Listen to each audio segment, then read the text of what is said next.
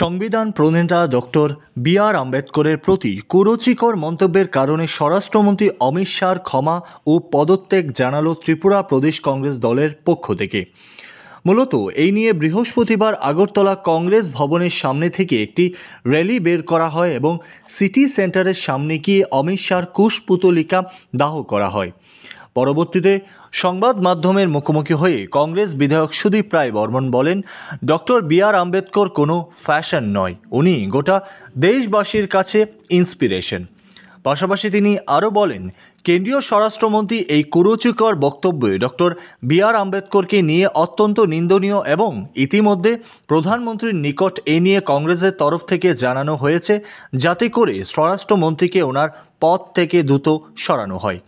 কেননা এই কুরুচিকর মন্তব্য প্রথমবারের মতো রাজ্যসভায় বলেননি কেন্দ্রীয় স্বরাষ্ট্রমন্ত্রী, বরং বিগত দিনেও বহুবার এরকম নেক্কারজনক মন্তব্য করেছেন তিনি। কে কোন ধর্ম, পূজা, সংস্কৃতি এবং পোশাক পরিধান করবে সেটাও দেশের সংবিধান মেনেই পরিচালিত হচ্ছে স্বাধীনতার পর থেকেই। অর্থাৎ এই সংবিধান ডক্টর বি.আর. আম্বেদকরের দ্বারাই রচিত এবং স্বাধীনতার পর থেকে গোটা দেশবাসী সেই দিশাতেই এগিয়ে চলছে।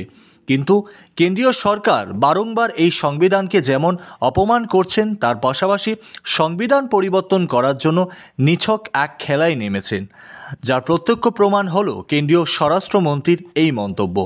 শাহজি, তুমি তোমার বক্তব্য প্রত্যাহার করো। বি.আর. আম্বেদকরের বিরুদ্ধে যে কুরুচিপূর্ণ অপমানজনক মন্তব্য তা প্রত্যাহার করো।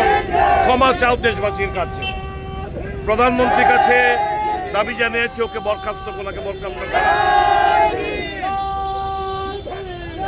বি.আর. আম্বেদকর আমাদের ফ্যাশন না, আমাদের ইন্সপিরেশন, আমাদের মোটিভেশন।